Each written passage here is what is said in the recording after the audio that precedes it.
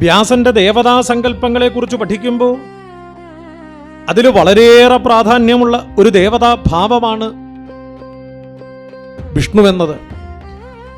ഇതാണ് അസാമാന്യ വൈഭവത്തോടുകൂടിയ ഒരു കൃഷ്ണൻ. ആ കൃഷ്ണന്റെ സൃഷ്ടിയാണ് ഈ കാണുന്ന സകലവിധമായിരിക്കുന്ന ശാസ്ത്രങ്ങൾ. മഹാഭാരതത്തിൽ നമുക്ക് രണ്ട് കൃഷ്ണനെ കാണാൻ സാധിക്കും. ഒന്ന് കൃഷ്ണദ്വയപായനൻ എന്ന പേരിൽ പ്രസിദ്ധനായ ഭഗവാൻ വേദവ്യാസനെ, രണ്ട് ദേവകീപുത്രനായിരിക്കുന്ന ഭഗവാൻ കൃഷ്ണനെ. രണ്ടും കൃഷ്ണശബ്ദം കൊണ്ട് അറിയപ്പെടുന്ന മഹാത്മാക്കൾ തന്നെയാണ്. ഒന്ന് വേദത്തെ വിഭജിച്ചവനാണെങ്കിൽ ഒന്ന് വേദം അരുളിക്കൊടുത്തവനാണ്. ഇതാണ് രണ്ടുപേരും തമ്മിലുള്ള വ്യത്യാസം. രണ്ടുപേരും ചെയ്തതായിരിക്കുന്ന കാര്യങ്ങളും ഏതാണ്ട് ഒരുപോലെ തന്നെയാണ്. അതുകൊണ്ടാണ് പുരാണകർത്താവായിരിക്കുന്ന വ്യാസനെ പലപ്പോഴും പലയിടത്തും ഭഗവാന്റെ തന്നെ അവതാരമായിട്ട് വർണ്ണിക്കുന്നത്. ഈശ്വരാവതാരങ്ങൾ എപ്പോഴാണ് സാധ്യമാകുന്നതെന്ന് ചോദിക്കുമ്പം പറയും, എന്നെന്ന് ധർമ്മം കുറഞ്ഞ് അധർമ്മം പെരുകിയിടുന്നത് അന്നന്ന് നിർമ്മലൻ നാരായണൻ വന്നവതരിക്കും ഭൂമി തന്നിൽ എന്നാണ്. എപ്പോഴെപ്പോഴൊക്കെ ധർമ്മം കുറയുകയും അധർമ്മം പെരുകുകയും ചെയ്യുന്നുവോ അപ്പോഴപ്പോഴൊക്കെ ധർമ്മസ്വരൂപനായിരിക്കുന്ന ഭഗവാൻ ഭൂമിയിൽ അവതാരം ചെയ്തു പോരുന്നു ധർമ്മസംസ്ഥാപനാർത്ഥം. ഈ ധർമ്മം എന്ന വാക്കുകൊണ്ട് അർത്ഥമാക്കേണ്ടത് എന്തിനെ? അഭ്യുദയത്തിനും നിശ്രേയസിനും കാരണമാകുന്നത് ഏതൊന്നാണോ അതാണ് ധർമ്മം. അഭ്യുദയം എന്നതുകൊണ്ട് ലൗകികമായിരിക്കുന്ന ഉയർച്ച, ഇഹലോകത്തിലും പരലോകത്തിലും എന്തുണ്ടാകണം? ഉയർച്ചയുണ്ടാകണം. അതിന് വേണ്ടതായിരിക്കുന്ന കർമ്മങ്ങൾ, ശാസ്ത്രത്തിൽ അതിന് വേണ്ടതായി പറയപ്പെട്ടിരിക്കുന്ന കർമ്മങ്ങളൊക്കെ തന്നെ ധർമ്മം എന്ന ശബ്ദം കൊണ്ട് അറിയപ്പെടേണ്ടതാണ്.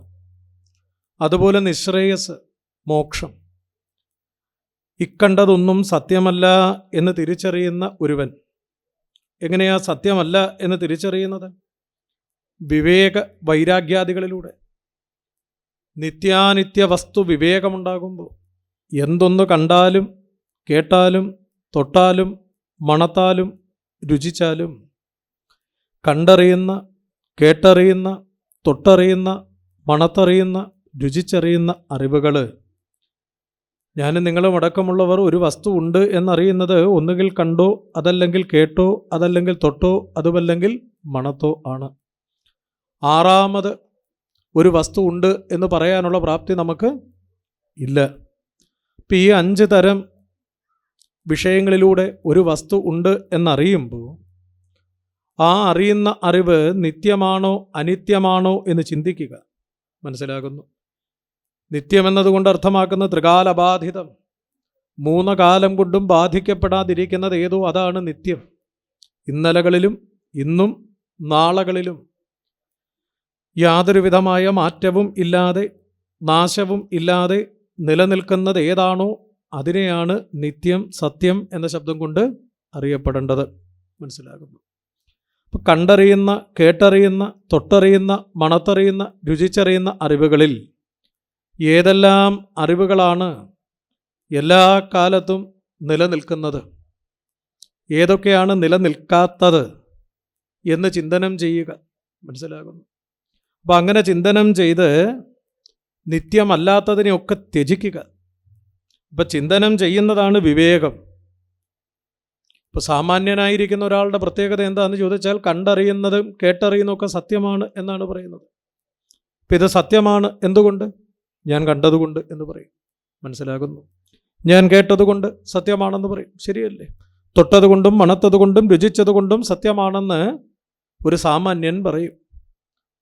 എന്നാൽ ശാസ്ത്രം അങ്ങനല്ല പറയുന്നത്. ശാസ്ത്രം അറിഞ്ഞവനും അങ്ങനല്ല പറയുന്നത്. ശാസ്ത്രം പറയുന്നത് എന്താ? നീ കണ്ടോ എങ്കിലത് സത്യമല്ല, നീ കേട്ടോ എങ്കിലത് സത്യമല്ല. നിന്നാൽ തൊട്ടും മണത്തും രുചിച്ചും അറിയപ്പെട്ടോ എങ്കിലതെന്തല്ല, സത്യമെന്ന പദം കൊണ്ട് അറിയപ്പെടാൻ യോഗ്യമായത് അല്ല. കാരണം എന്താണെന്ന് ചോദിച്ചാൽ, കണ്ടറിയുന്ന, കേട്ടറിയുന്ന, തൊട്ടറിയുന്ന, മണത്തറിയുന്ന, രുചിച്ചറിയുന്ന സകലവിധമായിരിക്കുന്ന അറിവുകളും ഉണ്ടായതാണ്. മനസ്സിലാകുന്നു? ഉണ്ടായതിനൊക്കെ എന്തുണ്ട്? നാശവും ഉണ്ട്. ഉണ്ടായി നിലനിന്ന് നശിക്കുന്നതൊന്നും എന്തല്ല, സത്യം എന്ന പദം കൊണ്ട് അറിയപ്പെടാൻ യോഗ്യമായത് അല്ല. മനസ്സിലാകുന്നു? അപ്പം സത്യമല്ല എങ്കിൽ അതിനെ ത്യജിക്കുക. ആ ത്യാഗത്തിൻ്റെ പേരാണ് വൈരാഗ്യം. അപ്രകാരം വിരക്തനായിരിക്കുന്ന ഒരാൾ എന്തിനെയൊക്കെ ത്യജിക്കും? കണ്ടറിയുന്ന സകലത്തിനെയും ത്യജിക്കും, കേട്ടറിയുന്ന സകലത്തിനെയും ത്യജിക്കും. ത്യജിക്കുക എന്നതുകൊണ്ട് അർത്ഥമാക്കുന്ന അതിൻ്റെ സത്യത്വ ബുദ്ധിയെ ത്യജിക്കുക. ഇത് സത്യമാണെന്നുള്ള ബോധത്തെ ത്യജിക്കും. മനസ്സിലാകുന്നു? അങ്ങനെയുള്ള ഒരാളുടെ അവസ്ഥയാണ് പറഞ്ഞത്, ഇക്കണ്ടതൊന്നുമേ സത്യമല്ല എന്ന്. അങ്ങനെയുള്ള ഒരാൾ സത്യവസ്തുവിനെ പ്രാപിക്കുന്നതിന് വേണ്ടി ശാസ്ത്രീയമായി ഏതെല്ലാം മാർഗങ്ങൾ അവലംബിക്കുന്നുണ്ടോ ആ മാർഗങ്ങളെ എല്ലാം വിളിച്ച പേരാണ് ധർമ്മം. അതുകൊണ്ടാണ് പറഞ്ഞത്, ധർമ്മം എന്ന ശബ്ദം കൊണ്ട് അറിയപ്പെടേണ്ടത് അഭ്യുദയത്തിനും നിശ്രേയസിനും കാരണമാകുന്ന ഏതെല്ലാം ശാസ്ത്രീയമായ മാർഗങ്ങളുണ്ടോ അതെല്ലാം എന്ത് തന്നെയാണ്? ധർമ്മം എന്ന ശബ്ദം കൊണ്ട് അറിയപ്പെടേണ്ടതാണ്. മനസ്സിലാകുന്നു? ആ ധർമ്മത്തിന് എപ്പോഴെപ്പോഴൊക്കെയാണോ ലോപം ഉണ്ടാകുന്നത്, അപ്പോഴെപ്പോഴൊക്കെ ആ ധർമ്മത്തെ സംസ്ഥാപനം ചെയ്യാൻ വേണ്ടി, നിലനിർത്തുന്നതിന് വേണ്ടി പരമാത്മാവായിരിക്കുന്ന ഭഗവാൻ അവതാരം ചെയ്തു പോരുന്നു. എന്തുകൊണ്ടാണ് ഭഗവാൻ അവതാരം ചെയ്യുന്നു എന്ന് പറയാൻ കാരണം? കാരണം ഈ ധർമ്മം എന്ന് പറയുന്നത് അറിയപ്പെടാൻ വളരെ ബുദ്ധിമുട്ടാണ്. ആചരിക്കാൻ അതിനേക്കാൾ ബുദ്ധിമുട്ടാണ് എന്ത്? ധർമ്മം. ഇവിടെ ഇപ്പോൾ അധ്യക്ഷ പ്രഭാഷണം നടത്തിയ സമയത്ത് ആദരണീയായിരിക്കുന്ന അധ്യക്ഷ പറയുകയുണ്ടായി, സൂചിപ്പിക്കുകയുണ്ടായി, ഭഗവാന്റെ ചില ചെയ്തികൾ നമുക്ക് പലപ്പോഴും ശരിയാണോ എന്ന് തോന്നിയിട്ടുണ്ടെന്ന്. മനസ്സിലാകുന്നുണ്ട്? എന്തുകൊണ്ടാണ് എന്ന് ചോദിച്ചാൽ, പലപ്പോഴും സാമാന്യനായിരിക്കുന്ന ഒരാൾ പറയും അധർമ്മമാണ് ഭഗവാൻ ചെയ്തത്, അല്ലെ ചെയ്യാൻ കൂട്ടുനിന്നതെന്ന്. ധർമ്മ സംസ്ഥാപനത്തിന് അവതരിച്ച ഭഗവാൻ അധർമ്മത്തിന് കൂട്ടുനിൽക്കാൻ പാടുണ്ടോ? കൂട്ടുനിൽക്കുമോ? ചിലപ്പോൾ നമ്മൾ ചോദ്യം ചെയ്യില്ലായിരിക്കും, പക്ഷേ വിവേകമുള്ളവർ ആ കാലത്ത് ധാരാളം ഉണ്ടായിരുന്നു, അവർ ചോദ്യം ചെയ്യും. മനസ്സിലാകുന്നു? അപ്പോൾ അവരാരും ചോദ്യം ചെയ്തിട്ടില്ല എന്ന് പറഞ്ഞാൽ ധർമ്മത്തെ സമഗ്രമായിട്ട് കണ്ടവരാണവർ. മനസ്സിലാകുന്നു? ഒരു ഉദാഹരണം സ്വാമി പറയാം. ഒരു കുട്ടിയെ തല്ലുന്നത് ശരിയോ തെറ്റോ? ശരിയാണോ തെറ്റാണോ? തെറ്റാണ്, ഒരു സംശയമില്ലാതെ പറഞ്ഞു കേട്ടോ. പക്ഷെ സ്കൂളിൽ പോകുന്നില്ല എന്ന് പറഞ്ഞ് കരയുന്ന ഒരു കുട്ടിയെ അമ്മ തല്ലിയാൽ അത് തെറ്റാകുമോ? അവിടെ അതെന്തല്ല, തെറ്റാകുന്നില്ല. അധ്യാപകൻ വിദ്യാർത്ഥിയെ ശിക്ഷിക്കുന്നത് എന്താകുന്നില്ല, തെറ്റാകുന്നില്ല. മനസ്സിലാകുന്നു? ഇതുപോലെ ധർമ്മത്തിൻ്റെ സമഗ്രമായിരിക്കുന്ന മേഖലകൾ അറിയുന്നവനാരാണോ അവനെ കൊണ്ട് മാത്രമേ ധർമ്മത്തെ സംസ്ഥാപനം ചെയ്യാൻ സാധിക്കൂ. അല്ലാത്ത ഒരാളാൽ ധർമ്മ സംസ്ഥാപനം എന്തല്ല, സാധ്യമല്ല. ഇപ്പം പത്നിയെ ത്യജിക്കുക എന്ന് പറയുന്നത് ധർമ്മമാണോ എന്ന് ചോദിച്ചാൽ ഒരു സംശയവുമില്ലാതെ നമ്മൾ പറയും ധർമ്മമല്ല, അധർമ്മമാണെന്ന് പറയും. അതും പൂർണ്ണ ഗർഭിണിയായിരിക്കുന്ന പത്നിയെ ത്യജിക്കുക എന്ന് പറഞ്ഞാൽ, അതും വനത്തിൽ കൊണ്ടുപോയി ത്യജിക്കുക, ഘോര മൃഗങ്ങളുള്ളിടത്ത് ത്യജിക്കുക എന്ന് പറഞ്ഞാൽ, അപ്പം നമ്മൾ പറയും ഇതൊട്ടും എന്തല്ല, ധർമ്മമല്ല എന്ന് പറയും. പക്ഷെ അത് ചെയ്ത പുരുഷനെയാണ് മര്യാദാ പുരുഷോത്തമൻ എന്ന പേരിൽ ശാസ്ത്രം എന്ത് ചെയ്യുന്നത്, പ്രകീർത്തിക്കുന്നത്. മനസ്സിലാകുന്നുണ്ട്? അപ്പോൾ ആരാ പറഞ്ഞത് ഇത് മര്യാദാ പുരുഷോത്തമനാണ് എന്ന്? ധർമ്മത്തെ സമഗ്രമായിട്ട് അറിയുന്നവരാണ് പറഞ്ഞത്. മനസ്സിലാകുന്നുണ്ടോ നിങ്ങൾക്ക്? പലപ്പോഴും ഈ കോടതി വ്യവഹാരങ്ങളിലൊക്കെ ഒരു കേസ് മുൻപോട്ട് പോയി കഴിയുമ്പോഴേ നമുക്ക് തോന്നും അയാൾ ശിക്ഷിക്കപ്പെടേണ്ടവനാണ് എന്നൊക്കെ. സമഗ്രമായി അതിനെക്കുറിച്ച് പഠനം നടത്തി ഒടുക്കം അതിൻ്റെ വിധി പ്രസ്താവിച്ച് കഴിയുമ്പോൾ വിധി പകർപ്പിൽ എങ്ങനെ ഇരിക്കും, ഇയാൾ നിരപരാധിയാണെന്ന്. മനസ്സിലാകുന്നുണ്ട്? കാരണം എന്തുകൊണ്ടാണെന്ന് ചോദിച്ചാൽ, സമഗ്രമായിട്ട് അതിനെക്കുറിച്ച് പഠിച്ചു കഴിഞ്ഞപ്പോൾ ഇയാളിൽ എന്താരോപിക്കുക സാധ്യമല്ല, ദോഷം ആരോപിക്കുക സാധ്യമല്ല. അതിൻ്റെ ഏകദേശമായിരിക്കുന്ന ഒരു ഭാഗം മാത്രം കാണുകയും കേൾക്കുകയും ചെയ്തതായിരിക്കുന്ന നമുക്ക് ആ ഏകദേശജ്ഞാനം വെച്ചുകൊണ്ട് പലപ്പോഴും തോന്നും ഇതെന്താണ്, തെറ്റാണ്, അല്ലെങ്കിൽ ഇതാണ് ശരി എന്ന് നമുക്ക് തോന്നും. പക്ഷെ സമഗ്രമായിട്ടതിനെ അറിയുന്ന ഒരാൾക്ക് മാത്രമേ ഇതിലെ ശരി ഏതാണ്, ഇതിലെ തെറ്റേതാണ് എന്നറിയാൻ സാധിക്കൂ. അതിനാദ്യം ചെയ്യേണ്ടതായിട്ടുള്ള കാര്യം ധർമ്മം എന്താണെന്ന് അറിയുക, പഠിക്കുക, ആചരിക്കുക എന്നുള്ളതാണ്. മനസ്സിലാകുന്നു? അതുകൊണ്ടാണ് ഇവിടെ ധർമ്മം എന്താണെന്ന് ഉപദേശം ചെയ്ത് കൊടുക്കുന്നവനായ പരമാത്മാവ് തന്നെ അവതാരം ചെയ്യുന്നു എന്ന് പറഞ്ഞത് ധർമ്മ സംസ്ഥാപനത്തിന് വേണ്ടി. ചില കാലങ്ങളിൽ അഹിംസ ധർമ്മമാകുമ്പോൾ ചില കാലങ്ങളിൽ ഹിംസ എന്തായിട്ട് മാറുന്നു? ധർമ്മമായിട്ട് മാറുന്നു. അപ്പം അങ്ങനെ പരമാത്മാവായ ഭഗവാൻ അവതാരം ചെയ്ത് ധർമ്മ സംസ്ഥാപനം ചെയ്യുന്നു എന്ന് പറഞ്ഞു. ഈ ധർമ്മം എന്തിനെ ആശ്രയിച്ചാണ് നിലനിൽക്കുന്നത്? ധർമ്മം എല്ലായ്പ്പോഴും ജ്ഞാനത്തെ ആശ്രയിച്ചാണ് നിലനിൽക്കുന്നത്. മനസ്സിലാകുന്നു? അറിവും ധർമ്മവും തമ്മിൽ എന്തുണ്ട്? വളരെയേറെ ചേർച്ചയുണ്ട്. അറിവുള്ളവന് മാത്രമേ ധർമ്മം പരിപാലനം ചെയ്യാൻ സാധിക്കൂ. മനസ്സിലാകുന്നു? അറിവുള്ളവൻ്റെ ആചരണത്തിലൂടെയാണ് ധർമ്മം നിലനിൽക്കുന്നത്. അപ്പം ആചാരമാണ് ധർമ്മത്തെ എന്ത് ചെയ്തു പോരുന്നത്? നിലനിർത്തിക്കൊണ്ടിരിക്കുന്നത്. ആരുടെ ആചരണം? അറിവുള്ളവൻ്റെ ആചരണം. അതുകൊണ്ട് സമൂഹത്തിൽ ആദ്യന്തം എന്ത് നിലനിൽക്കേണ്ടതായിട്ടുണ്ട്? അറിവ് നിലനിൽക്കേണ്ടതായിട്ട് ഉണ്ട്. മനസ്സിലാകുന്നു? ഇതിനു വേണ്ടിയാണ് ഇവിടെ ഈ അവതാരങ്ങളെല്ലാം ഉണ്ടായിട്ടുള്ളത്. അക്കൂട്ടത്തിൽ ഈ ധർമ്മ സംസ്ഥാപനത്തിന് വേണ്ടി അറിവിനെ നിലനിർത്തി പോന്നിട്ടുള്ളവരെ എല്ലാവരെയും ചേർത്തൊരു പദവിയിൽ അറിയപ്പെടുന്നു. ആ പദവിയാണ് വ്യാസൻ എന്ന പദവി. മനസ്സിലാകുന്നു നിങ്ങൾക്ക്? വ്യാസൻ എന്നതൊരു പദവിയായിട്ടാണ് പറയുന്നത് ശാസ്ത്രത്തിൽ. അതുപോലെ നാരദൻ എന്ന് പറയുന്നത് ഒരു പദവിയായിട്ടാണ് പറയുന്നത്. നാരം ദദാതി ഇതി നാരദഃ എന്ന് പറയും. ബ്രഹ്മജ്ഞാനത്തെ ഉപദേശം ചെയ്ത് കൊടുക്കുന്നവൻ ആരോ അവനെ വിളിക്കുന്ന പേരാണ് നാരദൻ എന്നത്. അപ്പം വ്യാസൻ എന്ന് പറയുന്നതും ഒരു പദവിയാണ്. അതുകൊണ്ടാണ് ദേവീഭാഗവതം പോലുള്ള പുരാണങ്ങളിലൊക്കെ പറയും 28ഓളം വ്യാസന്മാരെ കുറിച്ച് പറയും. മനസ്സിലാകുന്നു? 28 വ്യാസന്മാരെ കുറിച്ച് പറയുമ്പോൾ അതിലാദ്യത്തെ വ്യാസൻ പരമേഷ്ഠിയായ ബ്രഹ്മാവാണെങ്കിൽ ഏറ്റവും ഒടുവിലത്തെ വ്യാസൻ കൃഷ്ണൻ എന്ന പേരോടുകൂടിയ കൃഷ്ണദ്വൈപായനനാണ്. ഒരു ദ്വീപിൽ ജനിച്ചവനായതുകൊണ്ടാണ് ദ്വൈപായനൻ എന്ന പേര് ഉണ്ടായത്. അക്കരക്കരക്കാരും ഇക്കരക്കരക്കാരും ഇവനെ വിളിച്ച പേര് ദ്വീപിൽ ജനിച്ചവൻ എന്നാണ്. മനസ്സിലാകുന്നുണ്ടോ? അങ്ങനെയുള്ള ആ കൃഷ്ണൻ, കറുത്ത നിറത്തോടുകൂടിയ കൃഷ്ണദ്വൈപായനൻ, അദ്ദേഹമാണ് വേദത്തെ വ്യസിച്ചത്. ഈ വേദത്തെ വ്യസിച്ചു എന്ന് പറയുമ്പോൾ ഈ വേദം എങ്ങനെയാണ് വിഭജിക്കപ്പെട്ടത്? ഇപ്പോൾ ഭാഗവതം പോലുള്ള പുരാണങ്ങളൊക്കെ ധാരാളം കേട്ടിട്ടുള്ള നിങ്ങൾക്ക് പഞ്ചമസ്കന്ധമൊക്കെ പഠിക്കുമ്പോൾ അതിലറിയാൻ സാധിക്കും, ആദിയിൽ ഒരേ ഒരു വേദമേ ഉണ്ടായിരുന്നുള്ളൂ. ആ വേദം മുഖ്യമായിരിക്കുന്ന പ്രണവമായിരുന്നു എന്ന് പറയും. പ്രകർഷേണ നവമായിരിക്കുന്നത് ഏതോ അത് പ്രണവം. അങ്ങനെയുള്ള പ്രണവമായിരുന്നു അറിവ്. 4 പാദങ്ങളോടുകൂടിയ പ്രണവം.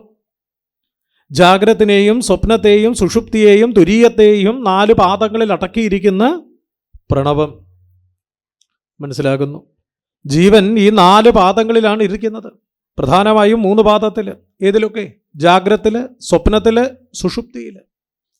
ജാഗ്രത്തിൽ ഇരുന്നു കൊണ്ട് കണ്ണുകൊണ്ട് കാണുന്നു, കാതുകൊണ്ട് കേൾക്കുന്നു, മൂക്കുകൊണ്ട് മണക്കുന്നു, നാക്കുകൊണ്ട് രുചിക്കുന്നു, തൊക്കുകൊണ്ട് തൊട്ട് അറിയുന്നു. അപ്പം കണ്ടതും കേട്ടതും തൊട്ടതും മണത്തതും രുചിച്ചതും ഒക്കെ ആര്? ഞാൻ എന്ന ബോധത്തോടു കൂടി ഇരിക്കുന്ന ഈ ജീവൻ. ശരിയല്ലേ? ഈ കണ്ടതിൻ്റെയും കേട്ടതിൻ്റെയും തൊട്ടതിൻ്റെയും മണത്തതിൻ്റെയും രുചിച്ചതിൻ്റെയും സംസ്കാരം കൊണ്ട് നിദ്രയിൽ ഉണ്ടാകുന്നത് ഏതൊരു ലോകമാണോ ആ അനുഭവത്തിന് പറയുന്ന പേരാണ് സ്വപ്നമെന്നത്. അപ്പം ഈ സ്വപ്നത്തെയും കണ്ടതാര്, അറിഞ്ഞതാര്? അതും ഞാൻ എന്ന് ആരഭിമാനിക്കുന്നു? ജീവൻ അഭിമാനിച്ചു പോരുന്നു. മനസ്സിലാക്കുന്നു? ഇതാണ് ജീവന്റെ 2ാമത്തേതായിരിക്കുന്ന പാദം. ഇനി 3ാമത്തെ അവസ്ഥയോ? അവിടുന്ന് വീണ്ടും സൂക്ഷ്മമാകുമ്പോൾ ഒന്നും കാണുന്നില്ല, കേൾക്കുന്നില്ല, തൊടുന്നില്ല, മണക്കുന്നില്ല, രുചിക്കുന്നില്ല. സുഖം അനുഭവിച്ചു എന്ന് പിന്നീട് ഓർത്തു പറയുന്ന ഒരു കാലമുണ്ട്. ഉണരുമ്പോൾ ഓർമ്മയിൽ നിന്നും സ്മൃതി കൊണ്ട് പറയുന്നുണ്ട് എന്ത്? സുഖമായി ഇരുന്നു എന്ന്. ആ സുഖമായി ഇരുന്നു എന്ന് സ്മൃതി കൊണ്ട് ഓർത്തെടുത്ത കാലത്തെ പറഞ്ഞ പേരാണ് സുഷുപ്തി എന്നത്. മനസ്സിലാകുന്നു? ഇതാണ് മുഖ്യമായിരിക്കുന്ന പ്രണവത്തിൻ്റെ അകാരം, ഉകാരം, മകാരം എന്ന് പറഞ്ഞ 3 മാത്രകളിലൂടെ അറിയപ്പെടേണ്ടത്. മനസ്സിലാകുന്നു നിങ്ങൾക്ക്? ഇതിനെയാണ് ചിന്തനം ചെയ്തിട്ടുള്ളത്. പ്രണവത്തെ ചിന്തനം ചെയ്യുകയായിരുന്നു ആദ്യകാലങ്ങളിൽ നടന്നുകൊണ്ടിരുന്നത്. അതായിരുന്നു ഉപാസന. മനസ്സിലാകുന്നോ നിങ്ങൾക്ക്? അപ്പോൾ പ്രണവത്തെ ചിന്തനം ചെയ്യുമ്പോൾ ആദ്യം പ്രണവത്തിൻ്റെ അകാരത്തെ ചിന്തിക്കുമ്പോൾ സമസ്ത ജാഗ്രത്തിനെയും ജാഗ്രത്തിൽ അഭിമാനിക്കുന്ന ബോധത്തെയും അകാരത്തിൽ കാണും. പിന്നീട് ഉകാരത്തെ ചിന്തിക്കുമ്പോൾ ജാഗ്രത് ജനിത സംസ്കാരം കൊണ്ടുണ്ടായതായിരിക്കുന്ന സ്വപ്നത്തെയും സ്വപ്നത്തിൽ അഭിമാനിക്കുന്ന ജീവനെയും ഉകാരത്തിൽ കാണും. അപ്പോൾ അകാരത്തെ അഭിമാനിച്ച അതേ ജീവനെ തന്നെ എന്തിൽ കണ്ടു? ഉകാരത്തിൽ അഭിമാനിച്ച ജീവനിൽ കാണുക. അതാണ് അകാരത്തെ ഉകാരത്തിൽ എന്ത് ചെയ്യുക? ലയിപ്പിക്കുക. രണ്ടും ഒന്നായി. അതായത് ഉണർന്നിരുന്ന ജാഗ്രത്തിനെ അറിഞ്ഞവൻ ആരോ അവൻ തന്നെയാണ് ജാഗ്രത് ജനിത സംസ്കാരമായിരിക്കുന്ന സ്വപ്നത്തെയും അറിഞ്ഞവൻ.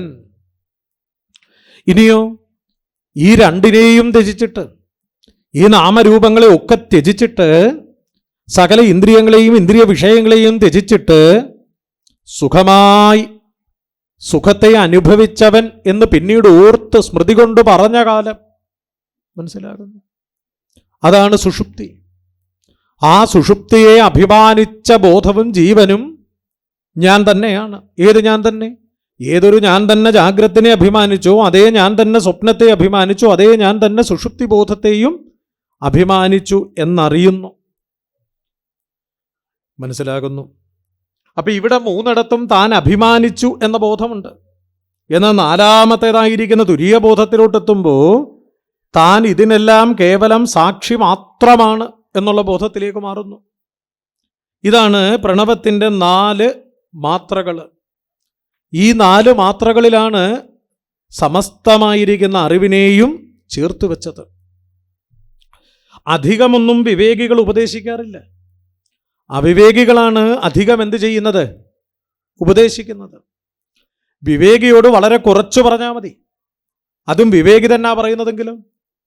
അതുകൊണ്ടാണ് പറഞ്ഞത് യോ ബ്രഹ്മാണം വിദദാതിപൂർവം യോ വൈ വേദാംശ പ്രഹിണോതി തസ്മൈ എന്ന് പറഞ്ഞത്.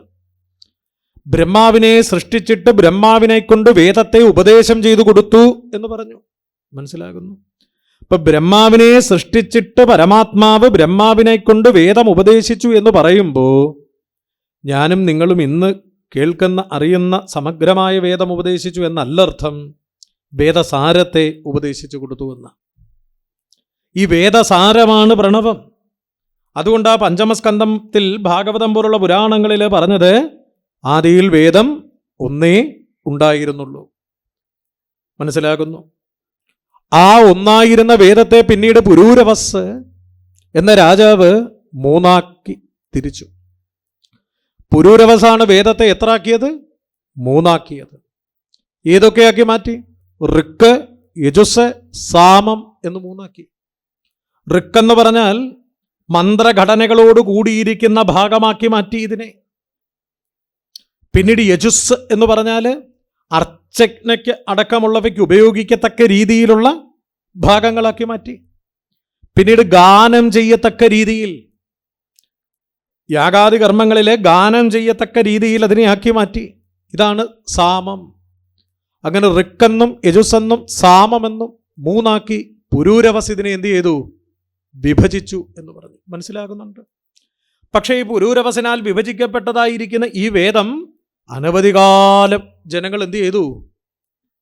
അനുവർത്തനം ചെയ്ത് പോന്നു കേട്ടു. എന്നാൽ പിന്നീട് ഇവയ്ക്ക് എന്തുണ്ടാകാൻ തുടങ്ങി? ലോപം ഉണ്ടാകാൻ തുടങ്ങി. ഇവ ക്രമേണ ക്രമേണ ക്രമേണ ക്രമേണ ലോപിച്ചു വരുന്നു എന്ന് കണ്ടപ്പോൾ അതിനെ ക്രമപ്പെടുത്താൻ വേണ്ടി പരിശ്രമം ചെയ്തതാണ് 27-മത്തെ വ്യാസനായിരിക്കുന്ന പരാശരൻ. 27-മത്തെ വ്യാസനായിരിക്കുന്ന പരാശരൻ ശക്തിയുടെ പുത്രൻ. വസിഷ്ഠന്റെ പുത്രനാണ് ശക്തി. ആ ശക്തിയുടെ പുത്രനാണ് ആര്? പരാശരൻ. മനസ്സിലാകുന്നു? വിശ്വാമിത്രനും വസിഷ്ഠനുമായിട്ടുണ്ടായ അസ്വാരസ്യത്തിൻ്റെ പേരിൽ വസിഷ്ഠപുത്രനെ ശക്തിയെ വിശ്വാമിത്രൻ എന്ത് ചെയ്തു?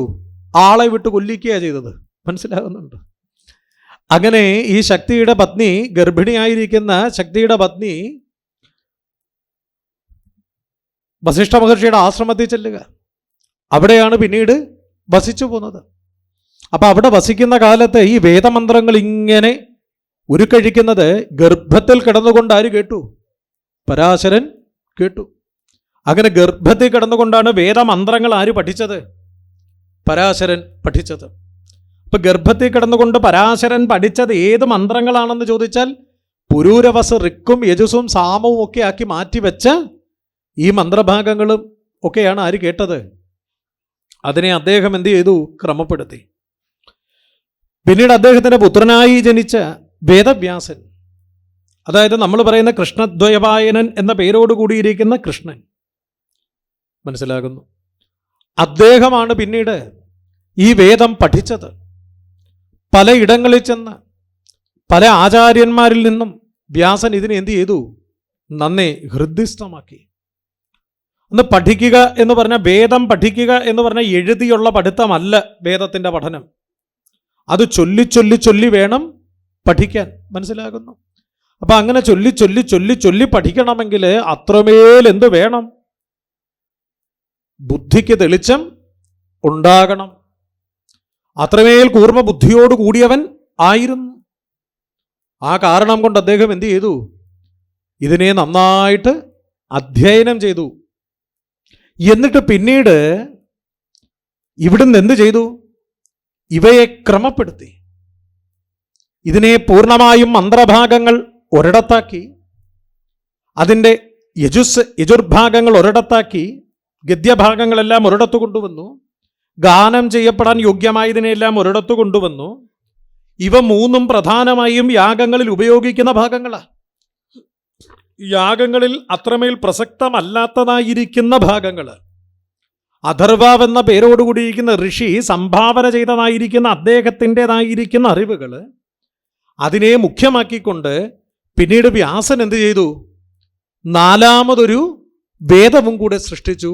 അതാണ് അഥർവവേദം എന്ന പേരിൽ പ്രസിദ്ധമായത്. മനസ്സിലാകുന്നു?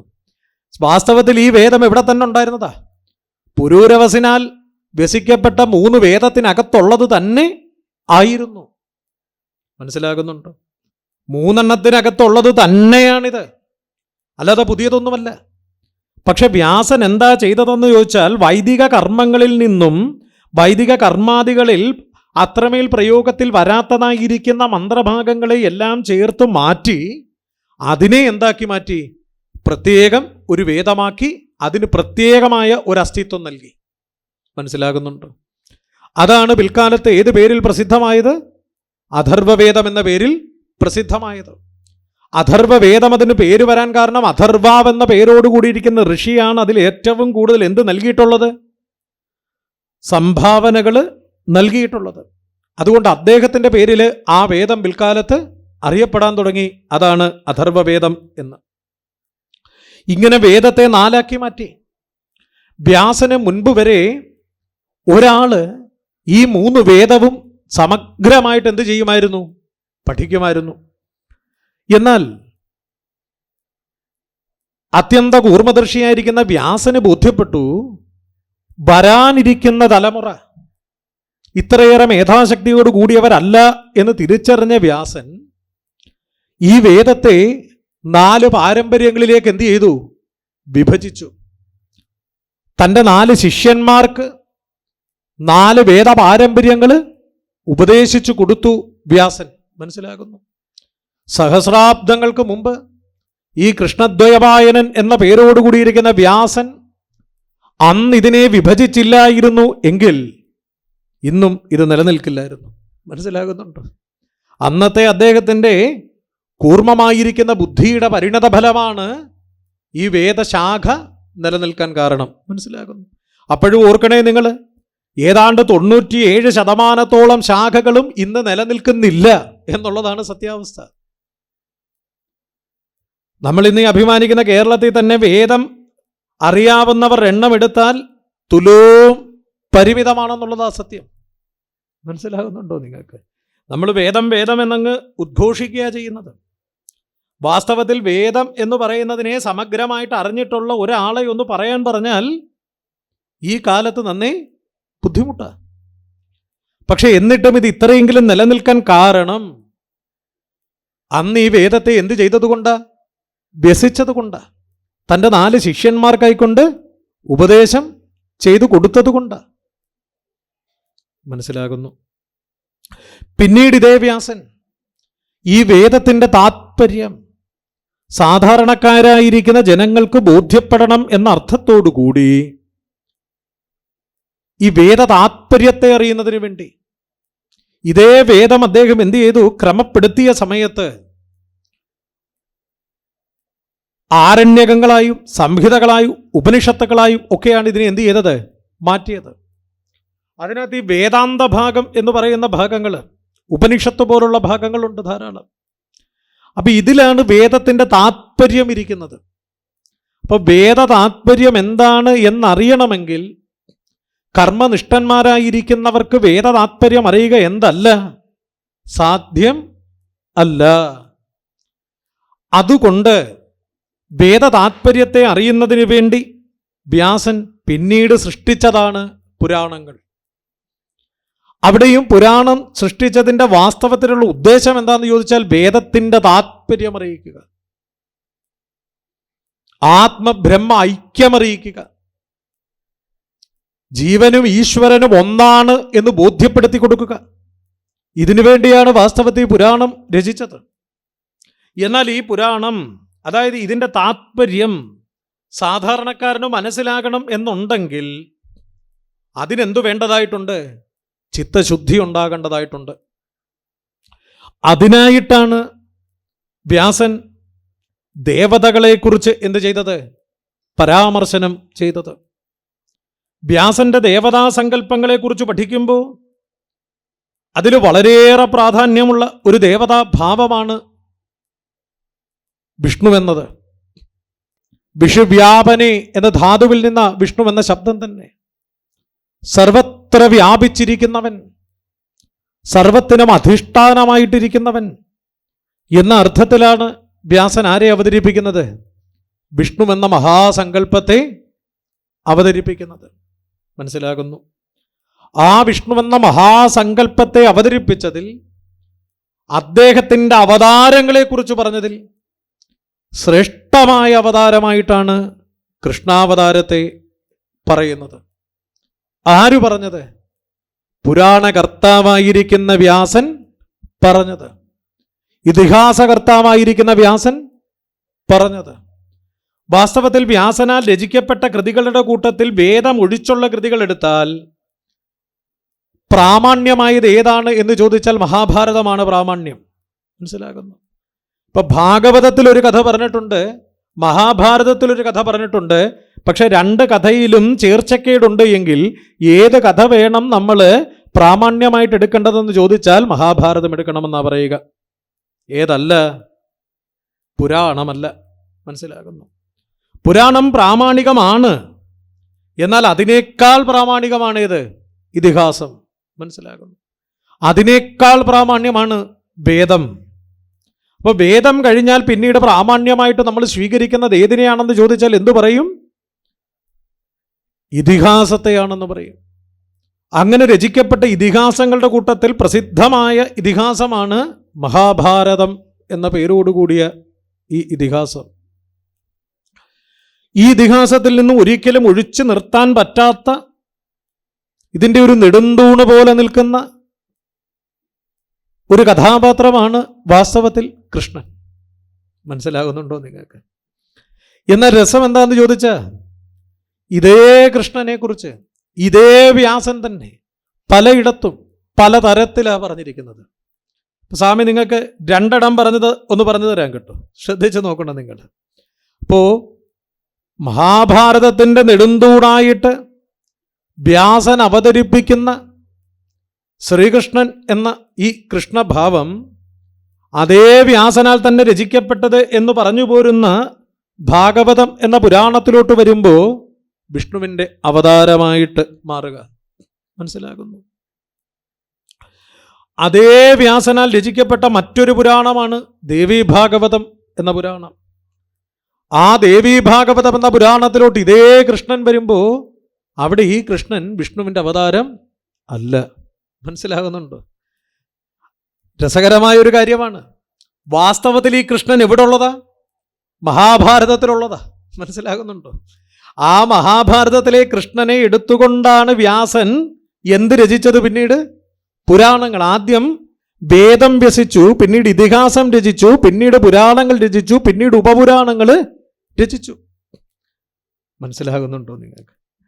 അതില് ഈ വേദങ്ങളിൽ പറയപ്പെട്ടിട്ടുള്ള ദേവതകളുണ്ട്. ആ ദേവതകൾക്കൊക്കെ പ്രാധാന്യം ഇതിഹാസത്തിലും കൊടുത്തിട്ടുണ്ട്. മനസ്സിലാകുന്നു? അതേ ദേവതകളെ വെച്ചുകൊണ്ടാണ് പ്രത്യക് പുരാണങ്ങളും രചിച്ചത്. ഇപ്പോ ഇതിഹാസത്തിലെ ഉള്ള ദേവതകളെ എല്ലാം വെച്ചുകൊണ്ട് തന്നെയാണ് പ്രത്യേക പുരാണങ്ങൾ ഉണ്ടായത്. മനസ്സിലാകുന്നുണ്ട്? ഇതെല്ലാം ആരാ രചിച്ചേ? കൃഷ്ണദ്വയവായനൻ രചിച്ചു. ശരിയല്ലേ? നിങ്ങൾ ശ്രദ്ധിക്കുന്നുണ്ടോ?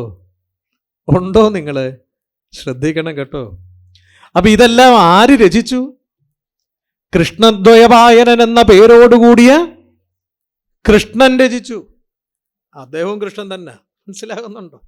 അദ്ദേഹമാണിതിനെ, പരാശരപുത്രനായ കൃഷ്ണനാണ് ഇത് രചിച്ചത് എന്നല്ലേ നിങ്ങൾ പഠിച്ചത്? ശരിയോ തെറ്റോ? എന്നല്ലേ ഞാനും പഠിച്ച്? എന്നല്ലേ ഞാനും പറഞ്ഞത്? എന്നല്ലേ നിങ്ങളും കേട്ടത്? ശരിയോ തെറ്റോ? എന്നാൽ ഇതിനകത്തെ ഏറ്റവും രസമുള്ളൊരു കാര്യം എന്താണെന്നറിയോ?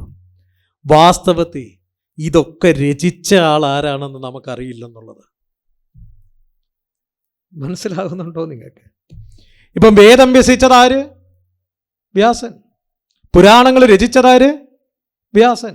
ഇതിഹാസം രചിച്ചതാര്? വ്യാസൻ. മനസ്സിലാകും എന്ന് പറഞ്ഞതാര്?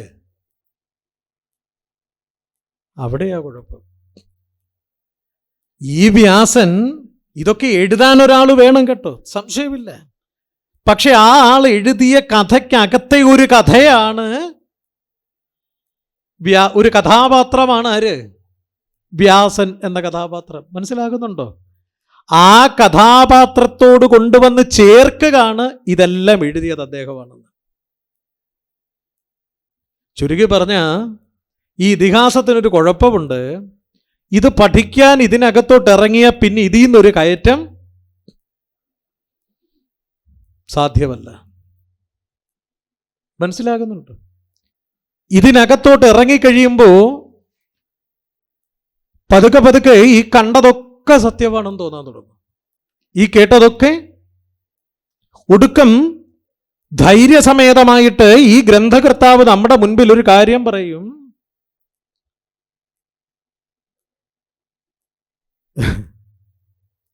നിത്യവസ്തു ഏകം ബ്രഹ്മ തത് വ്യതിരിക്തം സർവമനിത്യം. ഒരേ ഒരു ആത്മാവ് മാത്രമാണ് സത്യം, ബാക്കി ഒന്നും എന്തല്ല സത്യമല്ലെന്ന് പറയും. മനസ്സിലാകുന്നുണ്ട്? ഈ പറയപ്പെട്ടതൊന്നും സത്യമല്ലെന്ന് പറയും. രസമുള്ള കാര്യമാ. മനസ്സിലാകുന്നുണ്ടോ നിങ്ങൾക്ക്? അല്ലെങ്കിൽ തന്നെ ഈ ഗ്രന്ഥകർത്താവിൻ്റെ രചനാവൈഭവം നിങ്ങൾ ചിന്തിച്ചിട്ടുണ്ടോ എപ്പോഴെങ്കിലും?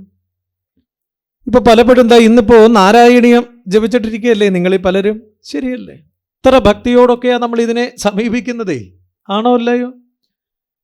ഈ കാളിയമർദ്ദനം, ഗോവർദ്ധനോദ്ധാരണം, ശരിയല്ലേ? നിങ്ങൾ എവിടെങ്കിലും 5 തലയുള്ള ഒരു പാമ്പിനെ കണ്ടിട്ടുണ്ടോ? ഉണ്ടോ? അതിൻ്റെ മുകളിൽ കയറി ഒരാൾക്ക് നിന്ന് നൃത്തം ചെയ്യുക സാധ്യമാണോ? ഒക്കെ പോട്ടെ. ഇതിന് മുന്നിൽ നല്ലൊരു കുളമുണ്ട് കേട്ടോ. നിങ്ങൾ 2 കൂട്ടുകാർ ഒരുമിച്ച് കൈക്ക് പിടിച്ചാൽ വെള്ളത്തിലോട്ടങ്ങ് ചാടണം. മനസ്സിലാകുന്നുണ്ടോ? ചാടിയിട്ട് വെള്ളത്തിൻ്റെ അടിത്തട്ട് ചെന്നിട്ട് 2 പേരും അങ്ങോട്ടും ഇങ്ങോട്ടും സുഖമാണോ എന്നൊന്ന് ചോദിച്ചു നോക്കി.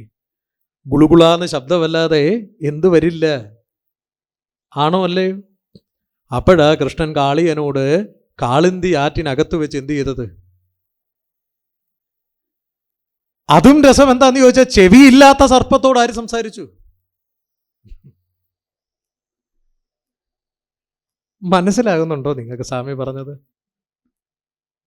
ശരിയോ തെറ്റോ? ഇപ്പോൾ ഒരു മൃഗത്തോട് സംസാരിച്ചുകൂടെ? ശരിയാ, സംസാരിക്കാൻ. പലരും എന്ത് ചെയ്യാറുണ്ട്?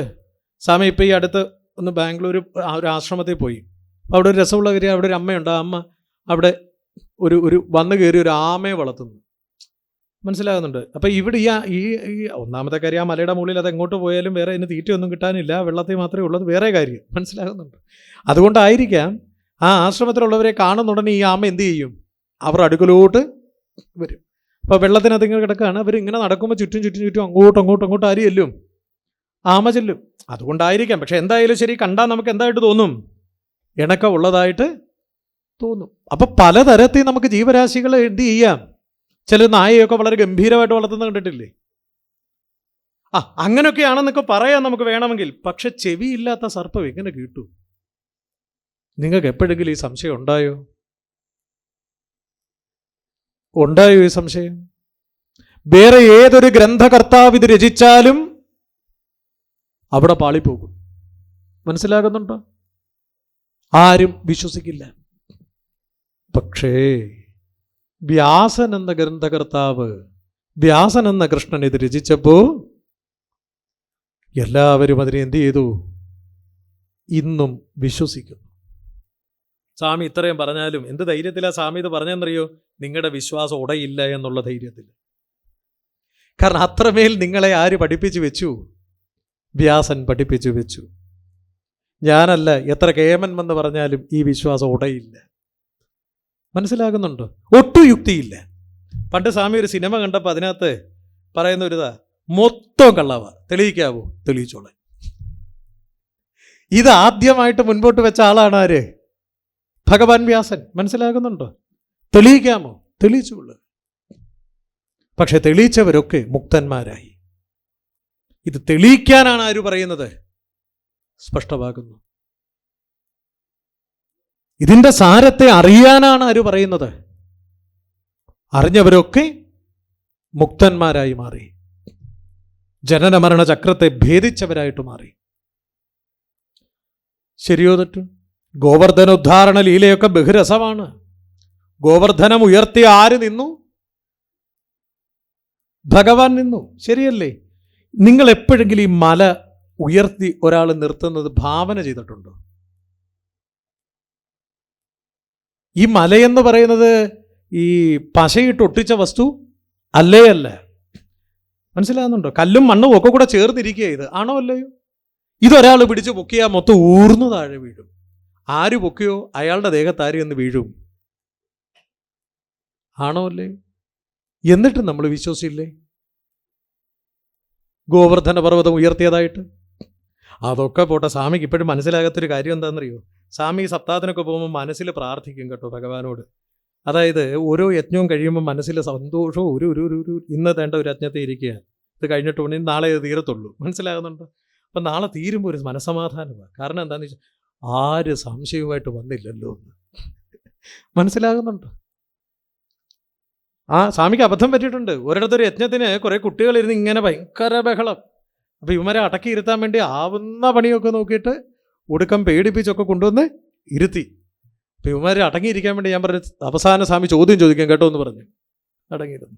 അപ്പം ഞാനിതെല്ലാം പ്രഭാഷണമൊക്കെ കഴിഞ്ഞ് എഴുന്നേറ്റപ്പോൾ ഇതിലൊരാൾ ചോദിച്ചു, ചോദ്യം ചോദിക്കുന്നില്ലേ എന്ന്. അപ്പം ഞാൻ പറഞ്ഞു, ഇന്നില്ല നാളെ ഉള്ളെന്ന് പറഞ്ഞു. അപ്പോൾ അവൻ പറഞ്ഞു, എനിക്കൊരു സംശയം ഉണ്ടെന്ന്. മനസ്സിലാവുന്നുണ്ട്? കണ്ടാൽ അത്ര വലിയ നീളമൊന്നും ഇല്ലാത്ത കാരണം കൊണ്ട് ഞാൻ ധൈര്യമായിട്ട് ചോദിച്ചു, എന്തുവാ സംശയം? അവൻ എന്നോട് ചോദിക്കും, ഇപ്പം മുരുകൻ എന്തോ ചെയ്യാന്ന്. ഞാൻ അപ്പോഴാ സത്യത്തിൽ ആരെക്കുറിച്ച് ചിന്തിക്കുന്നേ.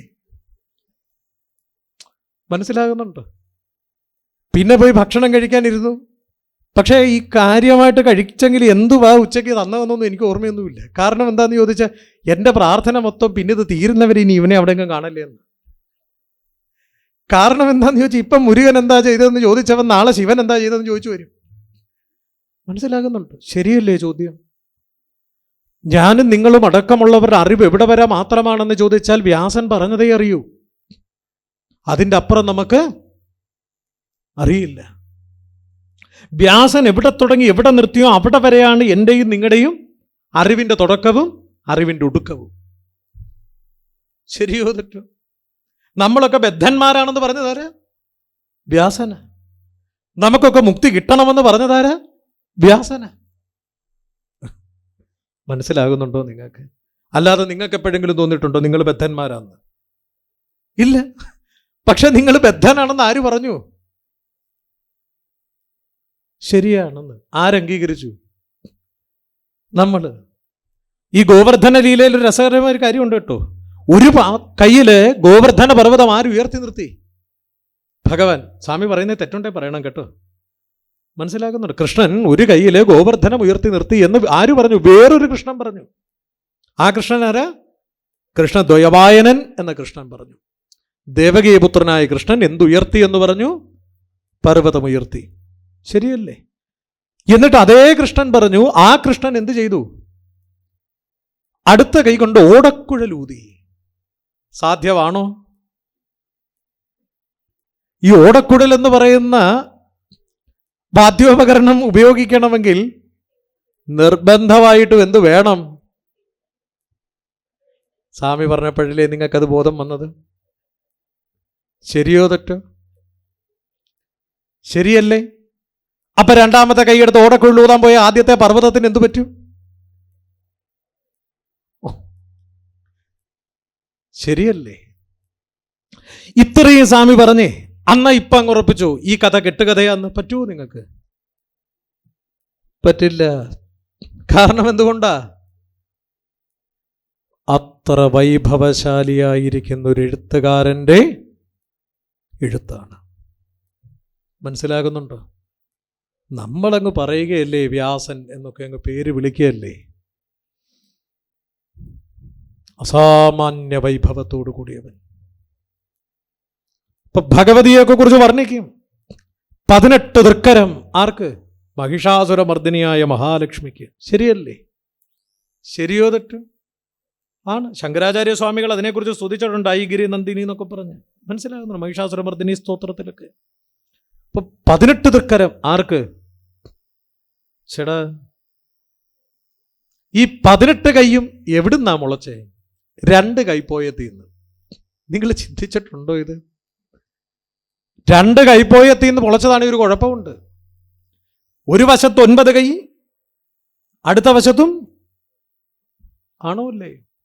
ഇതിൽ താഴത്തെ കൈ എടുത്ത് മുകളിലോട്ടൊന്ന് പൊക്കിയ ബാക്കി 8 കൈയും പൊങ്ങും. ശരിയല്ലേ? ആണോ അല്ലയോ? ആണോ അല്ലയോ? അതുകൊണ്ടാ പരമാത്മാവ് എന്ത് സൃഷ്ടിച്ചത്? ഒരു കൈപ്പോയത്തിന്ന് ഒരു കൈ മാത്രം സൃഷ്ടിച്ചത്. കാരണം അത് മാത്രമേ പ്രാവർത്തികം ആകുകയുള്ളൂ. മറ്റുള്ളതൊക്കെ അശാസ്ത്രീയമാണ്. ശാസ്ത്രീയം. അപ്പൊ തികച്ചും അശാസ്ത്രീയമായിരിക്കുന്ന ഒരു സങ്കല്പം മുന്നോട്ട് തന്നിട്ട് ഇത് വിശ്വസിച്ചു കൊള്ളാൻ പറഞ്ഞപ്പോൾ ശാസ്ത്രീയവാദികളായിരിക്കുന്ന നമ്മളെല്ലാം അത് വിശ്വസിച്ചവരാണ്, വിശ്വസിച്ചു കൊണ്ടുമിരിക്കുന്നവരാണ്. ശരിയല്ലേ? സ്വാമി ഒന്നിനെയും എതിർക്കുകയല്ല കേട്ടോ. സ്വാമിക്ക് ഇതിലൊക്കെ പരിപൂർണ്ണ വിശ്വാസമാണ് കേട്ടോ. മനസ്സിലാകുന്നുണ്ടോ? കാരണം സ്വാമിയും നിങ്ങളെപ്പോലെ ആരുടെ ഭാഗമായി പോയ ആളാണ്? വ്യാസന്റെ ഭാഗമായി പോയ ആളാണ്. മനസ്സിലാകുന്നുണ്ടോ? സ്പഷ്ടമാകുന്നുണ്ടോ? ഇതൊക്കെ ശരിയാണെന്ന് പറയാൻ ആര് പറയേണ്ടി വന്നു? വ്യാസൻ പറഞ്ഞപ്പോഴാണ് ഇതൊക്കെ ശരിയാണെന്ന് പറഞ്ഞത്. പിന്നീട് അതേ വ്യാസൻ പറഞ്ഞു കണ്ടതൊന്നും എന്തല്ല. അപ്പോഴും നമ്മൾ പറഞ്ഞു ശരിയാണ്. കാരണം ആര് പറഞ്ഞതുകൊണ്ട്? വ്യാസൻ പറഞ്ഞതുകൊണ്ട്. മനസ്സിലാകുന്നുണ്ടോ നിങ്ങൾക്ക്? ഇതാണ് അസാമാന്യ വൈഭവത്തോടു കൂടിയ ഒരു കൃഷ്ണൻ. ആ കൃഷ്ണന്റെ സൃഷ്ടിയാണ് ഈ കാണുന്ന സകലവിധമായിരിക്കുന്ന ശാസ്ത്രങ്ങൾ. മനസ്സിലാകുന്നു നിങ്ങൾക്ക്? അദ്ദേഹം പ്രയോഗിക്കാത്തതായിട്ടുള്ള ഒന്നില്ല. ആ കാലഘട്ടത്തിലെ സകലവിധമായിരിക്കുന്ന ദർശനങ്ങളും വ്യാസൻ തൻ്റെ കൃതികളിൽ ചേർത്തു. ആ കാലഘട്ടത്തിലെ സകലവിധമായിരിക്കുന്ന മതങ്ങളെയും മതസിദ്ധാന്തങ്ങളെയും വ്യാസൻ തൻ്റെ കൃതികളിൽ ചേർത്തു. വ്യാസന്റെ ഏറ്റവും വലിയ ബുദ്ധിപരമായ സമീപനം ഏതാണെന്നറിയോ?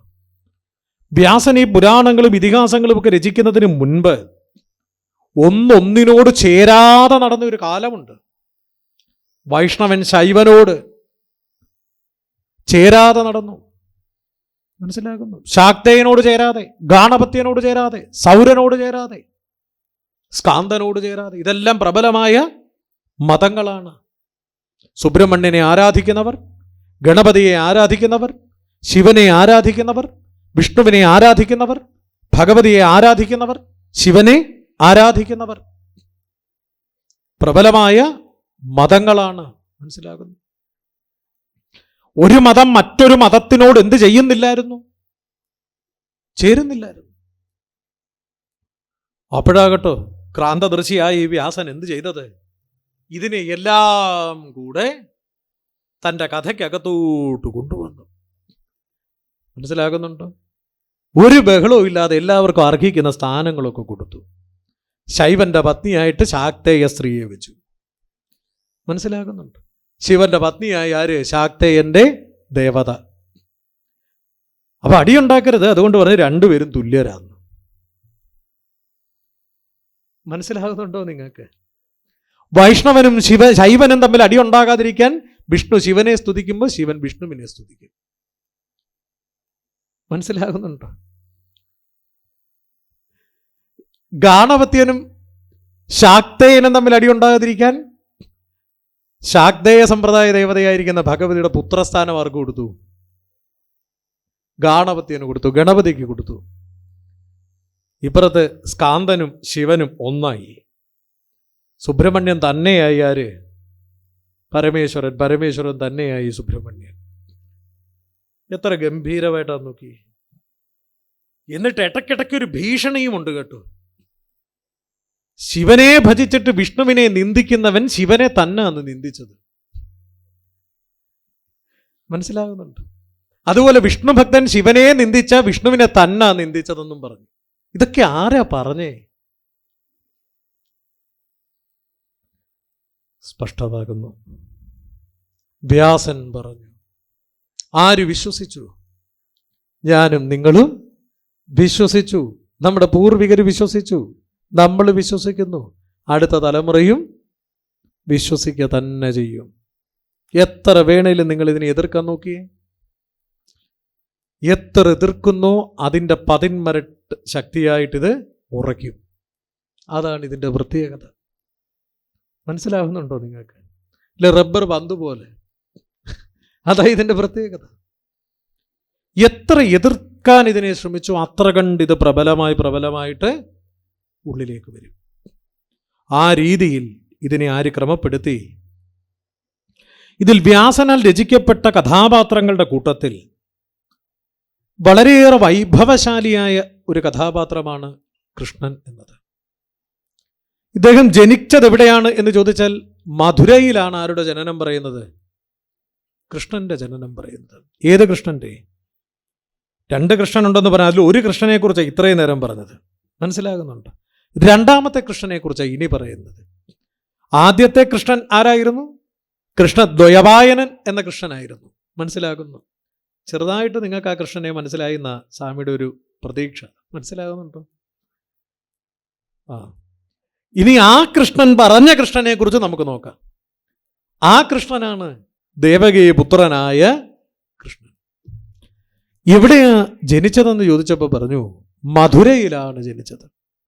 എവിടെ? ഉത്തമമായിരിക്കുന്ന യദുമഹാരാജാവിൻ്റെ വംശത്തിൽ.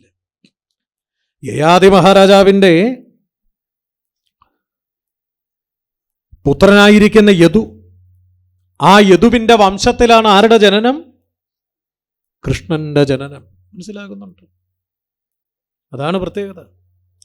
ജനിച്ചത് ക്ഷത്രിയ വംശത്തിൽ, യദുവിൻ്റെ വംശത്തിലാണ് ആര് ജനിച്ചത്. പക്ഷെ ചെന്ന് വളർന്നത് വ്രജത്തിൽ. ആ കാലഘട്ടം ചിന്തിക്കണം കേട്ടോ. ക്ഷത്രിയരാജ വംശത്തിൽ ജനിച്ച ഒരാള് ഗോപാലകന്മാരായിരിക്കുന്നവരുടെ കൂട്ടത്തിൽ ചെന്ന് വസിക്കുക എന്ന് പറഞ്ഞാൽ വളരെ ബുദ്ധിമുട്ടുള്ളൊരു കാലമാണ്. മനസ്സിലാകുന്നുണ്ടോ? കാരണം ശൂദ്രന്മാരോടൊത്ത് വസിക്കുക.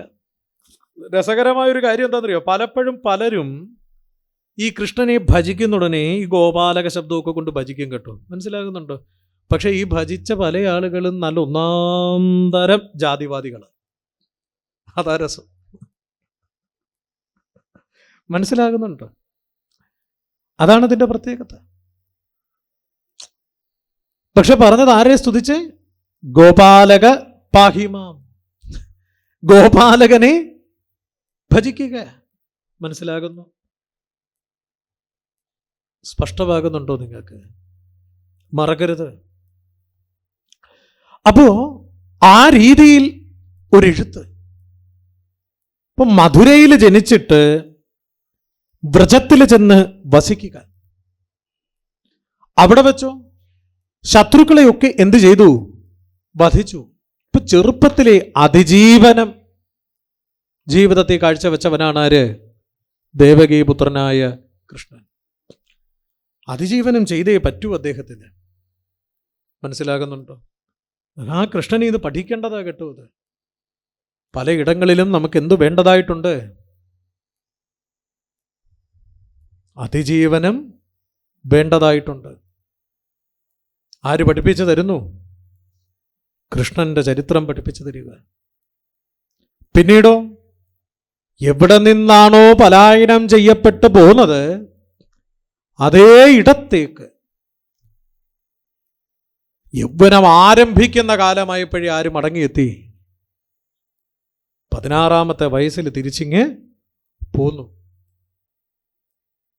അവിടെ വെച്ച് ശത്രുവില്ലാത്ത മധുര കയ്യിൽ കിട്ടിയപ്പോ ആ മധുരയുടെ ഭരണസാരഥ്യം ഏറ്റെടുക്കാൻ ഉഗ്രസേനൻ അടക്കമുള്ളവർ പറഞ്ഞപ്പോഴും തനിക്കത് വേണ്ട എന്നു പറഞ്ഞ് ആ മധുരയുടെ ആധിപത്യം ഉപേക്ഷിച്ചവനാണ് ആര്?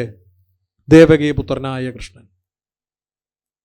മനസ്സിലാകുന്നു? കാരണം യയാതിയുടെ ശാപമുണ്ട്.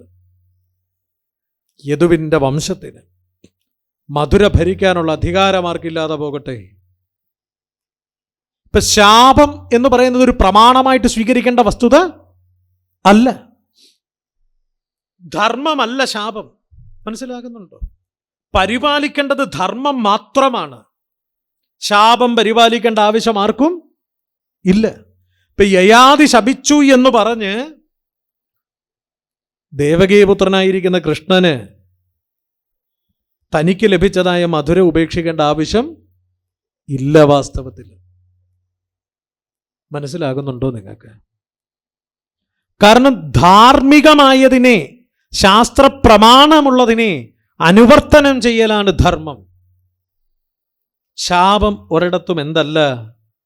അനുവർത്തനം ചെയ്യപ്പെടേണ്ടത് അല്ല. അതുകൊണ്ട് ഭഗവാൻ കൃഷ്ണൻ മധുര സ്വീകരിക്കാതിരുന്നതോ സ്വീകരിക്കുന്നതിലോ വിഷയമൊന്നും ഇല്ല. പക്ഷെ എന്നിട്ടും തൻ്റെ പൂർവികന്മാർ യയാതി മഹാരാജാവിൻ്റെ ശാപത്തിനെ ബഹുമാനിച്ചവരായ കാരണം കൊണ്ട് അതിനെ ബഹുമാനിച്ചു മാറി നിന്നവനാണ് ആര്? മനസ്സിലാകുന്നു? പഠിക്കേണ്ടതാ. 16 വയസ്സുവരെ തനിക്ക് നിഷിദ്ധമായിരുന്ന വിദ്യാഭ്യാസം 16-ാമത്തെ വയസ്സിൽ അതിനുവേണ്ടി പുറപ്പെട്ടവനാ. മനസ്സിലാകുന്നുണ്ടോ നിങ്ങൾക്ക്? വ്യാസന്റെ കൃഷ്ണനാ. ആര് ചെയ്യും?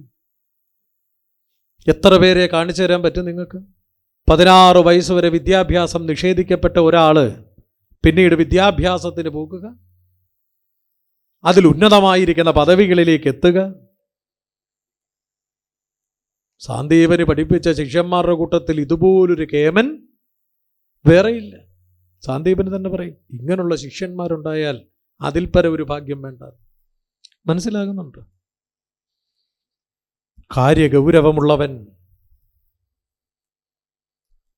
മനസ്സിലാകുന്നുണ്ടോ? അങ്ങനെയുള്ളവനാണ് കൃഷ്ണൻ.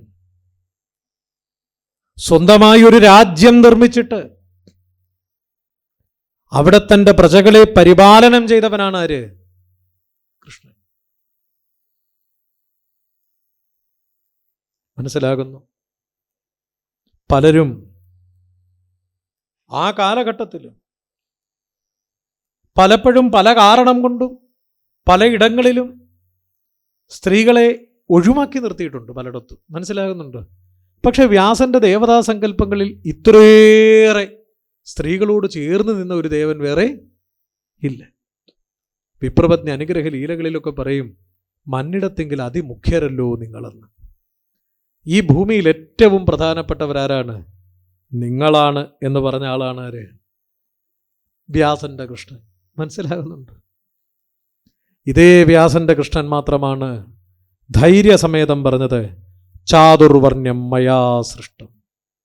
ആരും പറയാൻ ഭയക്കുന്ന ശബ്ദം. ആരും പറയില്ലത്. ചാതുർവർണ്ണ്യത്തെക്കുറിച്ചൊക്കെ പറഞ്ഞിട്ടുണ്ട്, പക്ഷെ ചാതുർവർണ്ണ്യം എന്നാൽ സൃഷ്ടമാണെന്ന് ആരും. ഭഗവാനാ പറഞ്ഞത്, ബ്രാഹ്മണ ക്ഷത്രിയ വൈശ്യ ശൂദ്രാദി വർണ്ണങ്ങൾ എന്നാൽ സൃഷ്ടമാണ്. എങ്ങനെ? ഗുണത്തെയും കർമ്മത്തെയും വെച്ചുകൊണ്ട്. ഒന്ന് ഓർത്തു നോക്കണം നിങ്ങൾ. ഗുണകർമ്മങ്ങളെ വെച്ചുകൊണ്ട് വേണം സാത്വികനായിരിക്കുന്ന ഒരുവൻ, അവൻ പഠിക്കുകയും പഠിപ്പിക്കുകയും യജിപ്പിക്കുകയും ദാനം വാങ്ങുകയും കൊടുക്കുകയും ചെയ്യുന്നവനാണെങ്കിൽ അവൻ ബ്രാഹ്മണ ശബ്ദം കൊണ്ടറിയപ്പെടേണ്ടവൻ ആണ്. ആരുടെ വാക്യവാ? ദേവകീപുത്രന്റെ വാക്യവാ. മനസ്സിലാകുന്നുണ്ടോ? രജോ ഗുണത്തോടുകൂടിയവൻ, രക്ഷിക്കുക ശിക്ഷിക്കുക എന്ന ഗുണങ്ങൾ അവനിൽ പ്രകടമാണെങ്കിൽ, ആ കർമ്മങ്ങൾ അവനിൽ പ്രകടമാണെങ്കിൽ, രജോ ഗുണയുക്തനായിരിക്കുന്ന ഒരുവനെ വിളിക്കേണ്ട പേരാണെന്ത്? ക്ഷത്രിയൻ. ക്ഷാത്ര ഗുണമാണത്. മനസ്സിലാകുന്നുണ്ട്? അല്ലാതെ ക്ഷത്രിയ വംശത്തിൽ ജനിച്ചു എന്ന് പറഞ്ഞിട്ട് എന്തെങ്കിലും ഒരു അപകടം കാണുമ്പോൾ ഗുരുവായൂരപ്പൻ രക്ഷിച്ചോളൂ എന്ന് പറഞ്ഞ് സഹസ്രനാമം ചൊല്ലുന്നവൻ ആരല്ല. മനസ്സിലാകുന്നുണ്ട്? അത് ക്ഷാത്ര ഗുണം അല്ല. മനസ്സിലാകുന്നു? ഇപ്രകാരം ഗുണകർമ്മങ്ങളെ വെച്ചുകൊണ്ട് ചാതുർവർണ്ണ്യത്തെ ഞാനാണ് സൃഷ്ടിച്ചത് എന്ന് പറയുന്ന ദേവകീപുത്രൻ. ഇപ്രകാരം ഒരു കൃഷ്ണനെയും അവതരിപ്പിച്ചത് ആരാണ്? വ്യാസൻ എന്ന കൃഷ്ണൻ തന്നെയാണ്. ഈ മഹാഭാരതം എന്ന ഇതിഹാസം ഭാഗവതം എന്ന പുരാണം പോലെ വേഗത്തിൽ നമുക്ക് മനസ്സിലാക്കിയെടുക്കാൻ പ്രയാസമാണ്. കാരണം എന്തുകൊണ്ടാണെന്ന് ചോദിച്ചാൽ, ഒന്നിത് ബൃഹത്താണ്. മനസ്സിലാകുന്നുണ്ട്? വളരെ വലുതാണിത്. അതുമാത്രവുമല്ല, പല വംശങ്ങളെക്കുറിച്ചും വംശാനുചരിതത്തെക്കുറിച്ചും ഒക്കെയാണ് ഇതിൽ എന്ത് ചെയ്തിരിക്കുന്നത്? ചർച്ച ചെയ്യപ്പെട്ടിരിക്കുന്നത്. അതുകൊണ്ട് ഇത് മനസ്സിലാക്കണമെങ്കിൽ ക്രമേണയുള്ള ഇതിൻ്റെ അധ്യയനം വേണ്ടതാണ്. ഇപ്പോൾ സ്വാമിയോട് വ്യക്തമായിട്ട് ചോദിച്ചാൽ, സ്വാമിക്കും മഹാഭാരതം എന്ന് ചോദിച്ചാൽ വളരെ കുറച്ച് അറിവേ ഇതിനെക്കുറിച്ച് ഉള്ളൂ. മനസ്സിലാകുന്നു? സ്വാമിക്കെന്നല്ല, ഭൂരിപക്ഷം വരുന്ന ആളുകൾക്കും വളരെ കുറച്ചറിവേ എന്തിനെക്കുറിച്ചുള്ളൂ? ഈ ഇതിഹാസത്തെക്കുറിച്ച് ഉള്ളൂ എന്നുള്ളതാണ് ഒരു പരമസത്യം. മനസ്സിലാകുന്നു? അങ്ങനെയുള്ളപ്പോൾ ഇങ്ങനെയുള്ള യജ്ഞങ്ങൾ, ഈ മഹാ ഇതിഹാസത്തെ അറിയാനും അറിയിക്കാനും വേണ്ടിയുള്ള യജ്ഞങ്ങൾ ഉണ്ടാകുന്നു എന്ന് പറഞ്ഞാൽ തന്നെ വളരെയേറെ പ്രശംസനീയമായിരിക്കുന്ന കാര്യമാണ്.